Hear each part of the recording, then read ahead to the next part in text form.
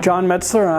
I'm an associate professor of physical medicine and rehabilitation in the Washington University Department of Orthopedic Surgery. I'm one of the physicians that works in the Living Well Center.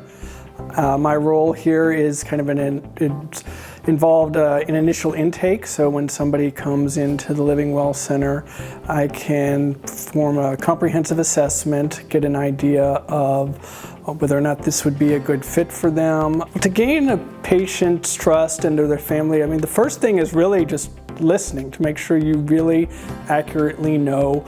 I need to understand what motivates them, why they're here, what their frustrations are, and again, what's worked and what hasn't. And then once we can kind of come to a common understanding of their problem from their perspective, then we can start to, hopefully that would gain some trust, and then we can start to develop a plan together. So a patient that comes here, I think they could expect to know that they've been thoroughly assessed, that we are considering both kind of the typical options that may be out there, medications, injections, those types of things are definitely on the table, and we're definitely evaluating for those.